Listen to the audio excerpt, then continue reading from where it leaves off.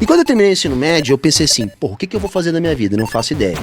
E tava começando aquela coisa, era final dos anos 90, da computação e tal. Eu disse, pô, vou mexer com computador porque o futuro tá aí. E aí eu fiz um vestibular para análise de sistemas, esse era o nome do curso.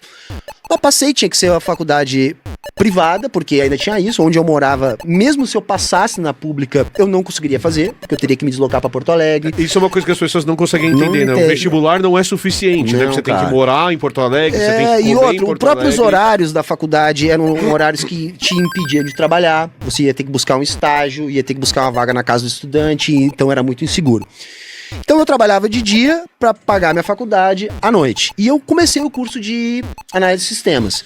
Cara, quando eu entro no curso, eu percebi que, tipo, aquilo não era pra mim. Por quê? Você chegou a entrar no curso? Entrei, eu cursei 3 semestres. Caralho! E aí eu entrei pra aprender a mexer no computador.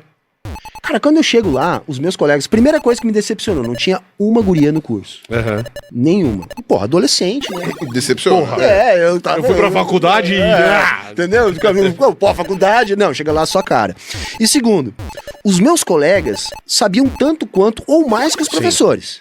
Então eles estavam lá para ter um diploma, porque eles já trabalhavam na aula, aí passava que a aula, o professor ficava lá trocando ideia com os caras e eu queria aprender a mexer no Word. E você que não sabia nada, não aprendia nada. Então, assim, porra, eu tava completamente deslocado e era caro pra caramba. Eu conseguia fazer 2, 3 cadeiras no máximo com a grana que eu podia pagar, eu ia demorar 10 anos pra me formar. Aí eu pulei do barco. Não dá.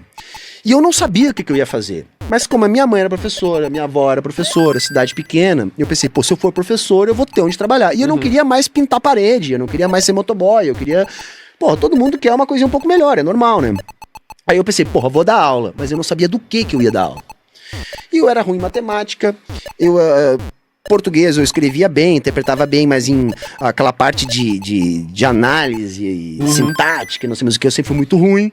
Eu pensei, o que eu vou fazer? Eu pensei, história, porra, eu gosto de ler, sempre gostei de ler. Eu pensei, não, história eles vão me dar um monte de livro pra ler, tranquilo. Então eu entrei na faculdade de História pra ser professor, porque eu achava que ali eu ia ter um emprego mais bacana do que o que eu tinha. Não era sobre a história em nenhum momento. Não era. Era só porque eu achei que aquilo eu ia conseguir.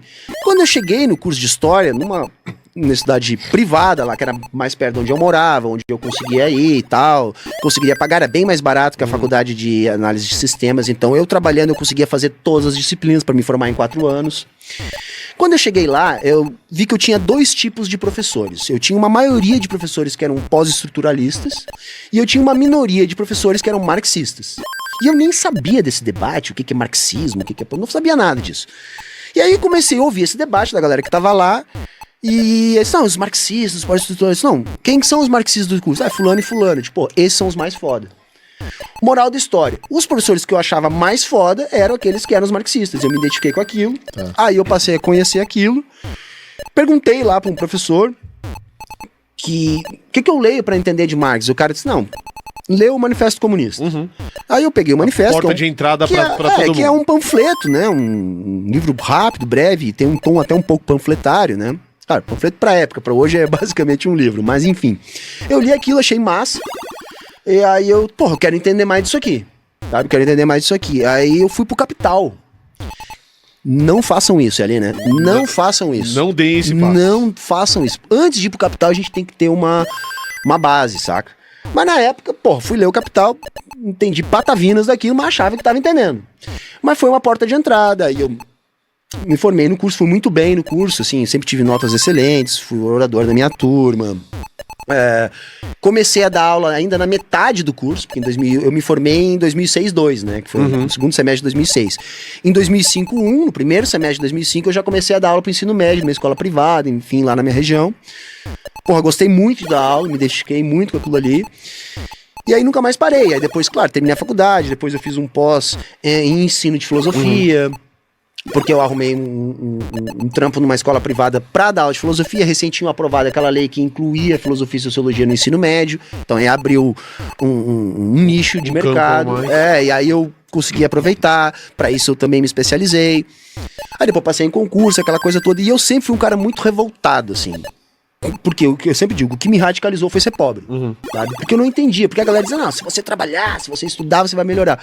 E eu pensei, minha mãe sempre estudou mais que a média da geração dela e não melhorou nada. Meu pai trabalhava de segunda a segunda, eu enquanto criança pouco pude conviver com meu pai que morava na mesma casa, E meu pai sempre foi pobre. E aquilo me radicalizou, sabe? A meritocracia não funcionou. Não funcionou lá em casa, né? E depois eu descobri que não funcionou Não sei em lugar nenhum. Olha só. Então, assim, aí depois que eu acabei descobrindo. E no início, cara, eu achava que o meu papel de transformador na sociedade seria dentro da sala de aula. Aham. Então, assim, eu não era um professor militante, mas eu tinha aquela veia de educação crítica, que a gente trabalha muito na escola, né? Da linha da pedagogia, da educação crítica, enquanto superação da realidade e tal. Então eu trabalhava muito com isso.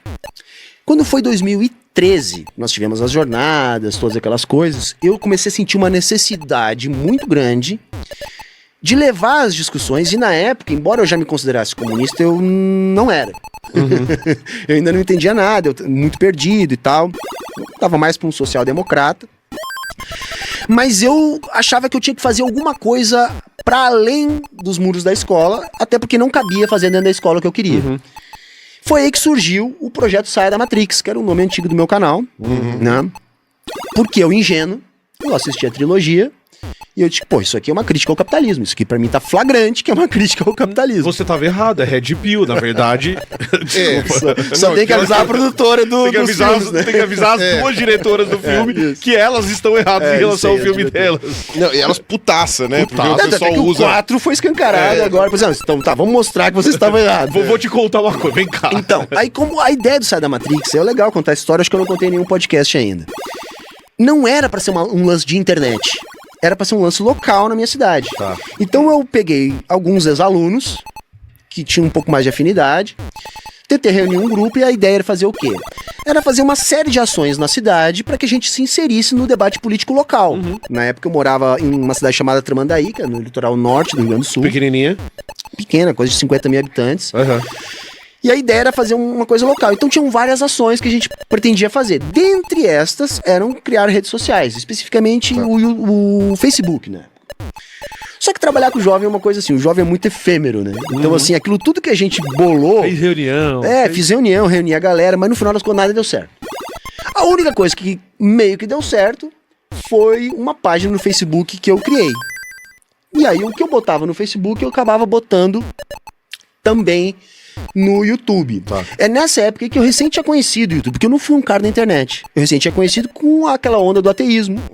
Então eu cheguei no seu canal, cheguei no canal do Pedro Ivo, né? Quem mais que eu assistia na época? O Clarion, né? Um traidor, cacete, enfim, tá? Mas deixa pra lá, não vamos falar mais sobre isso. É engraçado que é verdade.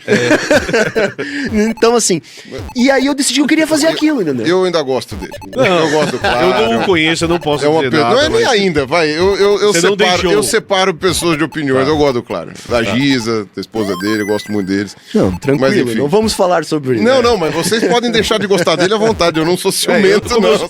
Como eu só consumo conteúdo, não eu conheço, eu posso olhar então, e falar. você pode falar que acha uma bosta. Traidor. Não tem problema. Mas tudo bem. Então, aí aquilo assim, acabou o tal do projeto lá com os alunos. Ficou o nome, Sai da Matrix, no canal, na época. Eu ainda não sabia desse lance de Red Pill, não tava entendendo nada. E eu me inspirava muito no Pedro Ivo e no Pirula, e eu queria fazer um lance naquele formato. E se vocês olharem meus vídeos lá de 2016, quando eu comecei, era mais ou menos aquilo. Eu demorava um mês pra fazer um vídeo. Eu lia 3 livros, 4, 5 artigos. Saudade da época em que dava pra fazer isso, né? Era um conteúdo muito mais prazeroso. Pra quem não pegou esse começo do YouTube, dava pra você ter um canal bom fazendo um vídeo por mês, cara. Era isso aí. Dava. Ou 2 vídeos por mês. E assim, o canal era entregue pra todo mundo. Se você tinha 50 mil inscritos, 50 mil pessoas recebiam o seu vídeo. Era uma coisa incrível. Saudade do que não vivi, porque eu só entrei na internet depois e já tava mudando tudo. E aí então assim, e aí foi que a coisa foi indo. Eu entrei numa pira no início de estudar economia política. Eu já era da economia política por causa do marxismo, mas eu decidi estudar macroeconomia, né? Então, assim, a economia de manual mesmo, essa economia que é trabalhada na universidade. Mas no começo do seu canal você ainda não falava de comunismo. Não. Bem no início, não. Você não. Era mais economia, porque aí, cara, quando eu comecei a ver esse universo do YouTube, eu vi que não tinha ninguém de esquerda falando de economia. Não tinha. Ponto. Aí eu pensei, porra, eu vou tentar ocupar esse espaço. Pô, mas ter formado em história, foda-se, eu quero ir fazer isso. E aí, cara, eu comecei a estudar, peguei primeiro um manual de economia da USP, que eu achei uma recomendação, peguei, aí dali eu comecei a ir para outros livros, aí eu cheguei no Keynes, eu cheguei no Adam Smith, comecei a ler essas coisas. Fiz um curso de extensão na economia lá na URGS, entrei muito nessa pira, né? E aí aconteceu que o meu canal no início era muito pequeno, até que um cara, que você vai lembrar, que era o Merlin das Trevas. O Merlin, grande Merlin. Ele, Grande na Merlin. época, ele Você tinha vai um lembrar canal. do cara que chama o Merlin das O Trevas. que Merlin das maravilhoso. Trevas, cara. Internet, O Merlin né? das Um abraço, Trevas. Merlin. Ele agora me odeia, viu? Sério, eu nunca mais vi, mas eu gosto dele até hoje, tá bom, né? O Merlin ainda gosta de alguém, não? Eu não sei, cara. Mas eu gosto dele. Eu não sei, eu prefiro não ver o que ele fala pra não ficar bravo com ele. Eu não conheci ele pessoalmente. A gente quase teve uns amigos que foram na cidade dele lá pra conhecê-lo, mas ele. E o Merlin, ele participava. A gente fazia umas conferências de vídeo offline, né? Tipo, quer dizer, offline não, Tinha Claro que como é que era? Lanterna Verde? Claro que era pela Uma internet. coisa assim, sim, não era? sim. Tinham lanternas verdes e tal. Claro que era online pela internet, mas não era público, não era público. E o Merlin participava, e às vezes tinha bate-boca e tal. O Merlin, até onde eu lembrava, ele era anarquista, né? Ele era um cara. Eu não sei exatamente, eu não sei. Mas só pra terminar a história, ele viu um vídeo meu, na época ele tinha um canal com 10 mil inscritos, eu devia ter, sei lá, 300, 400. E ele me citou, por quê? Porque eu fiz um vídeo falando que anarcocapitalismo era feudalismo. E na época já tinha esse debate com o Zancap e tal. E aquilo ali fez o Zancap ver o meu vídeo, né? Porque ele tinha um pouco mais de engajamento que eu na época. Um pouco não, bem mais. Ele tinha quase 10 mil, eu tinha 300, 400. E aquilo ali fez o meu canal nascer. Entendi. Entendeu? Então, assim, isso eu devo um pouco a ele. Ele fez o meu canal nascer, porque aí eu fui pra 5 mil inscritos. Isso já dava algum engajamentozinho na época e tal. Na época que você tinha o joinha mágico, você tinha coisa. Quando a pessoa dava um joinha, eu te citava, você recebia uma visibilidade. Então, gigantesca. aí nasceu. Dali nasceu. E aí depois, claro, aí eu fui. Depois desse período, assim, de uns 2 anos mais dedicado a estudar economia, aí eu voltei pro marxismo, aí voltei pro Capital, aí voltei para outras leituras de Marx. Com outra compreensão. Sim, aí bem mais. te deu uma compreensão. E bem mais preparado, já tinha passado pela graduação, pós-graduação, então assim, eu já tava mais